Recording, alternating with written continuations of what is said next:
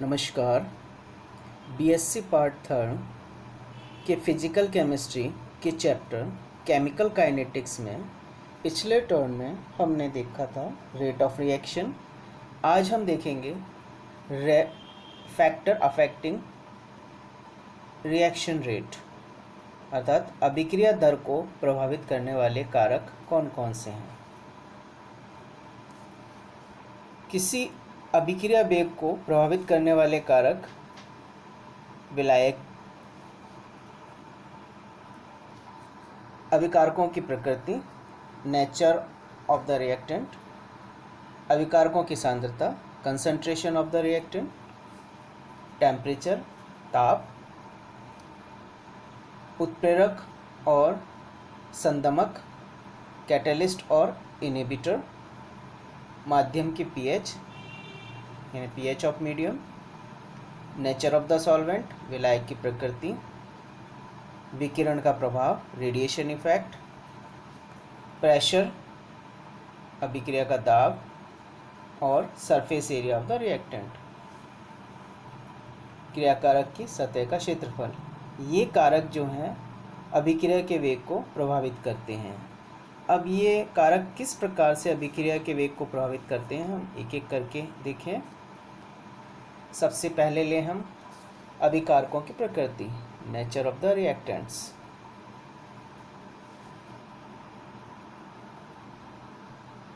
अभिकारकों की प्रकृति में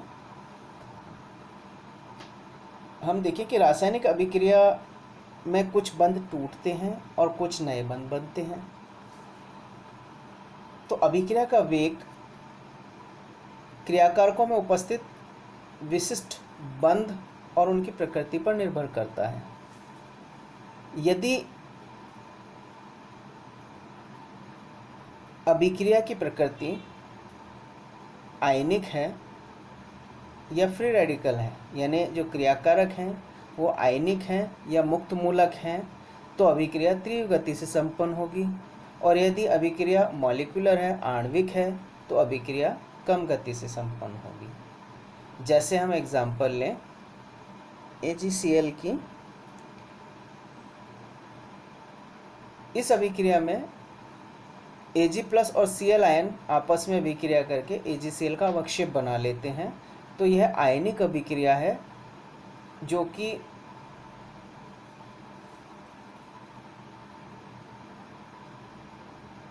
तीव्र गति से संपन्न होगी। अगर अभिक्रिया आणविक होती है तो वो धीरे संपन्न होती है। इसके अलावा हम अभिकारकों की प्रकृति में लें, यदि अभिकारक गैस है तो अभिक्रिया की दर तेज होगी। यदि अभिकारक लिक्विड है तो उसकी थोड़ी कम, और सॉलिड है तो अभिक्रिया की दर सबसे कम होगी। यानी अगर हम क्रम देखें तो अभिकारक का नेचर अगर गैसीय है यानी अभिकारक गैसीय है तो अभिक्रिया की दर तेज होगी, लिक्विड है तो कम, और सॉलिड है तो सबसे कम। ऐसा क्यों है? क्योंकि गैसीय अभिकारक जो हैं उनके अणुओं के मध्य आकर्षण बल जो है वो बहुत कम होता है और इंटरमॉलिक्यूलर स्पेस अधिक होती है। आकर्षण बल कम होने के कारण जो है अभिक्रिया तीव्र गति से संपन्न होगी। लिक्विड में गैस की तुलना में आकर्षण बल थोड़ा अधिक होता है, इसलिए अभिक्रिया की दर गैस से कम होगी, और सॉलिड में आकर्षण बल दोनों से अधिक होने के कारण अभिक्रिया की दर कम होती है। दूसरा फैक्टर हम लें नेचर में, रिएक्टेंट के नेचर में। अगर रिएक्टेंट होमोजेनस है तो उसकी रिएक्शन रेट अधिक होगी। अगर रिएक्टेंट हेट्रोजीनस है तो रिएक्शन रेट कम होगी। होमोजेनस में समान, होमोजेनस का मतलब है समान, क्रियाकारक की फेज जो है समान है। जैसे अगर क्रियाकारक गैसेस है और दूसरा भी क्रियाकारक गैस है तो समान फेज होने के कारण इनमें अभिक्रिया तीव्रता से संपन्न हुई, कॉलिजन जल्दी होगा। अगर मान लो एक क्रियाकारक गैस है और दूसरा लिक्विड है तो दोनों की फेज़ अलग होने के कारण इनमें अभिक्रिया की दर कम होगी। तो हम ये कह सकते हैं कि होमोजेनस में अभिक्रिया की दर अधिक होती है और हेट्रोजेनस में अभिक्रिया की दर कम होती है। इसी तरह से अगर हम अभिकारक की केमिकल नेचर देखें तो अगर अभिकारक स्टेबल है यानी केमिकल स्टेबिलिटी है तो अभिक्रिया की दर कम होगी। तो ये फैक्टर थे नेचर ऑफ रिएक्टेंट जो कि अभिक्रिया की दर को प्रभावित करते हैं। सेकंड फैक्टर लें हम कंसंट्रेशन ऑफ रिएक्टेंट। अभिक्रिया की सांद्रता अभिक्रिया दर को प्रभावित करती है। अगर क्रियाकारक की सांद्रता अधिक होगी तो अभिक्रिया की दर अधिक होगी। क्यों? क्योंकि सांद्रता बढ़ाने पर प्रति सेकंड अणुओं की टक्कर या संघटनों की संख्या बढ़ जाती है और नंबर ऑफ कॉलिजन बढ़ जाएगा। नंबर ऑफ कॉलिजन बढ़ेगा तो रेट ऑफ रिएक्शन बढ़ेगी। यहाँ हम डायग्राम में देख रहे हैं कि लो कंसंट्रेशन में अणु दूर दूर हैं तो उनमें टक्करों की संख्या कम है। जैसे ही हमने इनकी कंसंट्रेशन बढ़ा दी, कंसंट्रेशन बढ़ाने पर अणु पास पास आए और उनमें कोलिजन की संख्या बढ़ गई और कोलिजन बढ़ेगी तो रेट ऑफ रिएक्शन बढ़ता है। हम द्रव्य अनुपातिक क्रिया नियम के अनुसार भी कह सकते हैं कि जो रेट ऑफ रिएक्शन है R वो अभिकारकों की सांद्रता के समानुपाती होता है, अर्थात R प्रोपोर्शनल टू A की पावर n। तो जैसे जैसे हम क्रियाकारकों की सांद्रता बढ़ाते हैं अभिक्रिया दर बढ़ती है। नेक्स्ट लें हम ताप, टेम्परेचर। ताप बढ़ाने पर अभिक्रिया दर बढ़ती है। हमने लैब में भी देखा है, कई बार हम रेडिकल टेस्ट करते हैं तो कुछ कभी हम क्रियाकारक मिलाते हैं तो अभिक्रिया नहीं होती है, लेकिन हम उसको थोड़ा सा गर्म करते हैं तो अभिक्रिया होती है, तीव्र होती है। तो ऐसा इसलिए होता है क्योंकि जैसे ही हम ताप देते हैं तो ताप देने पर अणुओं की काइनेटिक एनर्जी, गतिज ऊर्जा बढ़ जाती है। गतिज ऊर्जा बढ़ने के कारण उनमें टक्करों की संख्या बढ़ जाएगी, यानी अब टक्कर अधिक तीव्रता से और अधिक संख्या में होगी, जिससे अभिक्रिया की दर बढ़ जाती है। सामान्यतः हम ये देखते हैं कि ताप में 10 डिग्री सेंटीग्रेड की वृद्धि करें तो वेग लगभग दुगुना या तिगुना बढ़ जाता है। लेकिन कुछ अभिक्रिया ऐसी होती हैं जिनमें ताप बढ़ाने से अभिक्रिया वेग कम हो जाता है। जैसे हम NO2 और O2 की रिएक्शन देखें तो ताप बढ़ाने पर अभिक्रिया वेग कम हो जाएगा।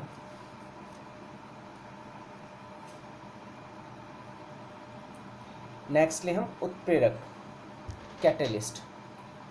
कैटेलिस्ट हम किसे कहते हैं? कैटेलिस्ट वे पदार्थ हैं जो स्वयं अभिक्रिया में अप्रभावित रहते हैं परंतु अभिक्रिया के वेग को प्रभावित करते हैं या अभिक्रिया के वेग को परिवर्तित कर देते हैं, उत्प्रेरक कहलाते हैं।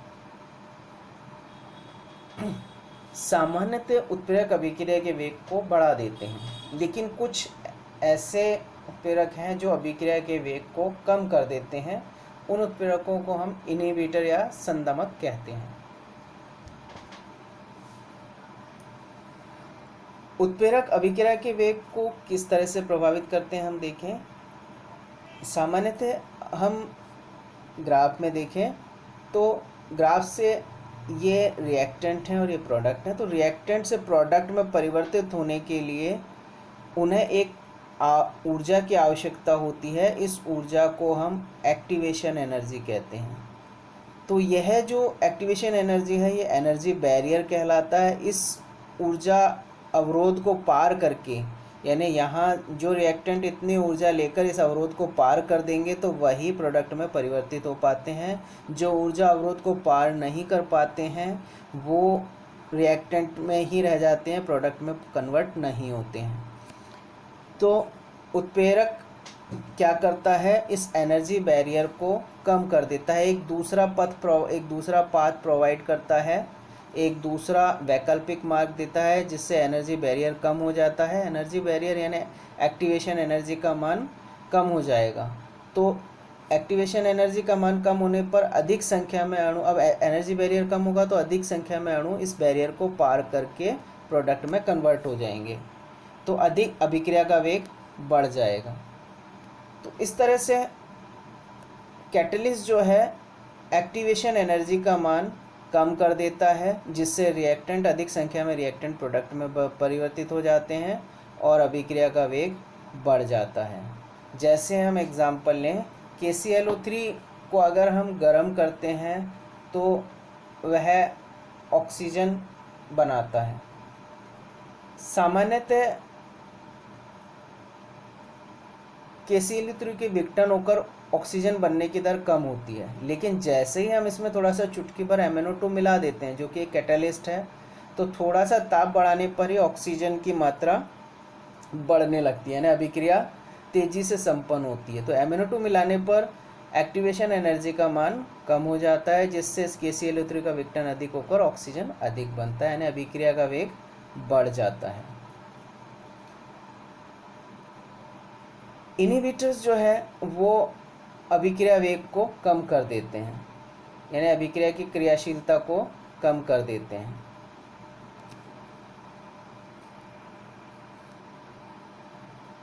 नेक्स्ट ले हम माध्यम की प्रकृति, pH ऑफ मीडियम। कुछ अभिक्रियाएं जो अम्लीय माध्यम में संपन्न होती हैं, अगर उनका pH 0 to 7 है तो वो अभिक्रियाएं तीव्रता से संपन्न होगी, अर्थात उनका अभिक्रिया वेग अधिक होगा।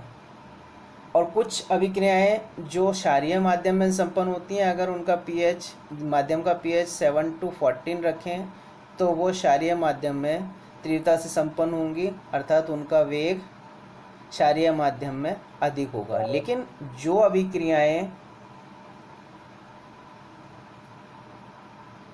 अम्लीय माध्यम में संपन्न होती हैं, अगर हम उनको क्षारीय माध्यम में संपन्न कराएं तो उनका वेग कम होगा।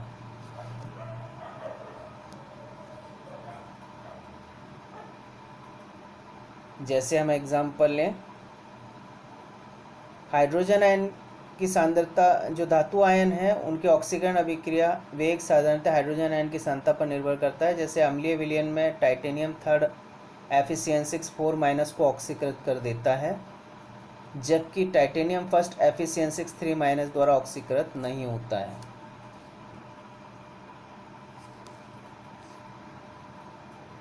नेक्स्ट फैक्टर ले हम माध्यम की प्रकृति।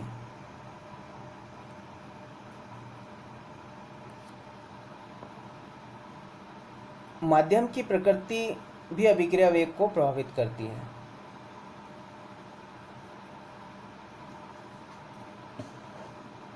अगर ध्रुवीय क्रियाकारक है या आयनिक क्रियाकारक है तो वह क्रियाकारक पोलर मीडियम में या ध्रुवीय विलायक में तेज गति से अभिक्रिया करते हैं, जबकि अगर हम अध्रुवीय विलायक लें तो ध्रुवीय क्रियाकारक अध्रुवीय विलायकों में मंद गति से अभिक्रिया करेंगे। अर्थात हम ये कह सकते हैं किसी अभिक्रिया का वेग बहुत कुछ माध्यम की प्रकृति पर निर्भर करता है। जैसे हम एग्जाम्पल जैसे ले, वाटर जो है उसमें अभिक्रिया की वेग अधिक, सामान्यतः अभिक्रियाओं का वेग अधिक होता है। ऐसा क्यों है? क्योंकि वाटर का डाइलेक्ट्रिक कांस्टेंट जो है, विद्युत परावैद्युत स्थिरांक, वो सर्वाधिक होता है, यानी 81 होता है। तो इसलिए जल में जो है अभिक्रिया का वेग अधिक होता है।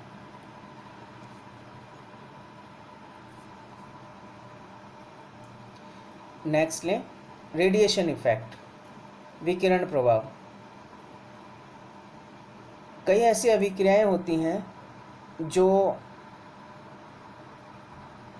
उनका रेट ऑफ रिएक्शन कम होता है, लेकिन अगर कुछ विशिष्ट विकिरणों की उपस्थिति में उन अभिक्रियाओं को कराएं तो वो फोटोन का अवशोषण करके अभिक्रिया वेग अधिक तेज हो जाएगा, यानी अधिक बढ़ जाएगा, यानी अभिक्रिया अधिक तेज़ी से संपन्न होगी। जैसे हम फोटोसिंथेसिस की बात करें फोटोसिंथेसिस जो है प्रकाश की उपस्थिति में होता है।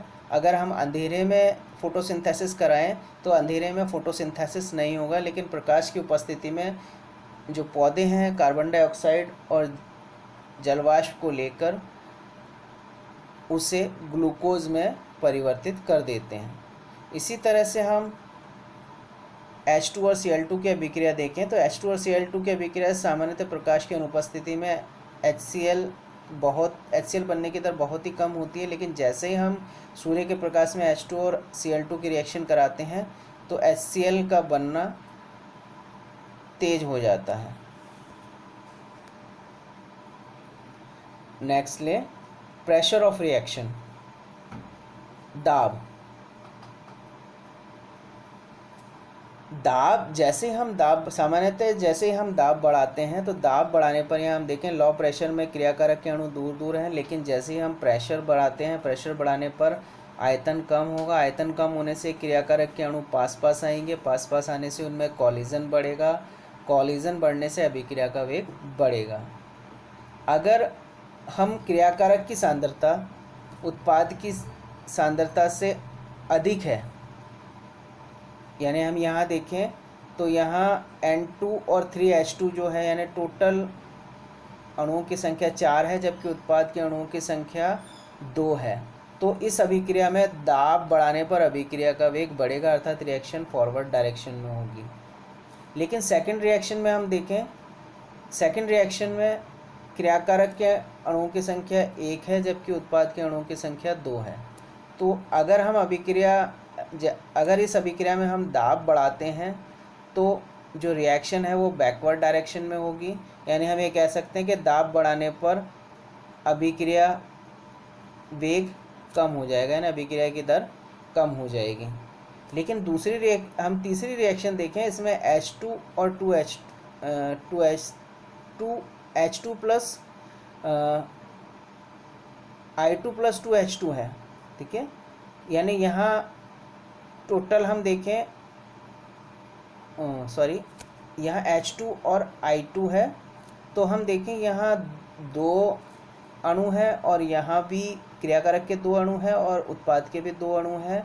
तो दोनों तरफ अणुओं की संख्या समान होती है, तो दाब बढ़ाने या घटाने पर इस अभिक्रिया में कोई प्रभाव नहीं होता है। नेक्स्ट ले हम क्रियाकारकों की सतह का क्षेत्रफल, सरफेस एरिया। सामान्यतः सरफेस एरिया बढ़ने पर यानी क्रियाकारकों की सतह का क्षेत्रफल बढ़ने पर अभिक्रिया वेग बढ़ता है। हम एग्जाम्पल लें, जैसे हम जल में मिश्री को घोलें, एक शक्कर के दाने को घोलें और एक हम शक्कर के पाउडर को घोलें, तो तीनों में से सबसे पहले कौन घुलता है? पाउडर, उसके बाद शक्कर के दाने और उसके बाद मिश्री। तो मिश्री जो है उसका सरफेस एरिया कम है। जैसे ही हम मिश्री को टुकड़ों में परिवर्तित करते हैं, शक्कर के दानों में परिवर्तित करेंगे तो उनका क्षेत्रफल बढ़ जाएगा, और हम शक्कर के दानों को और अधिक पीस कर पाउडर बना देते हैं तो उनका क्षेत्रफल और अधिक बढ़ जाएगा। तो जैसे ही सतह का क्षेत्रफल बढ़ेगा, जो विलायक के अणु हैं वो अधिक मात्रा में टक्कर करेंगे और अभिक्रिया की गति बढ़ेगी। यहाँ हम डायग्राम में देखें, यह एक क्रियाकारक है जिस पर जो पार्टिकल हैं वो सरफेस पर रिएक्ट कर रहे हैं, लेकिन अगर हम इसको 4 टुकड़ों में परिवर्तित कर दें तो अब इसका सतह का क्षेत्रफल बढ़ जाएगा और क्रियाकारक के अणु ज़्यादा सतह के क्षेत्रफल पर अटैक करेंगे, यानी माध्यम के अणु ज़्यादा सतह पर अटैक करेंगे और अभिक्रिया की दर बढ़ जाएगी। अगर हम कैलकुलेशन भी देखें तो जैसे ये एक ब्लॉक है जिसका जो सतह का क्षेत्रफल है, सरफेस एरिया है, वो 24 सेंटीमीटर स्क्वायर है, लेकिन अगर मैं इसे टुकड़ों में परिवर्तित कर दूं, यानी 8 टुकड़ों में इसे परिवर्तित कर दूं, तो अब इसका क्षेत्रफल बढ़कर 48 सेंटीमीटर स्क्वायर हो गया। तो सतह का क्षेत्रफल 24 सेंटीमीटर स्क्वायर से बढ़कर 48 सेंटीमीटर स्क्वायर हो गया, और सतह का क्षेत्रफल बढ़ेगा तो अभिक्रिया की दर बढ़ेगी। तो हम ये कह सकते हैं कि क्रियाकारक के सतह का क्षेत्रफल बढ़ने पर अभिक्रिया दर बढ़ती है। यही कारण है कि किसी क्रियाकारक को अगर हम फाइन पाउडर में परिवर्तित कर कर अभिक्रिया कराते हैं तो अभिक्रिया की दर तेज होती है। तो यह फैक्टर्स थे जो अभिक्रिया की दर को प्रभावित करते हैं। Thank you.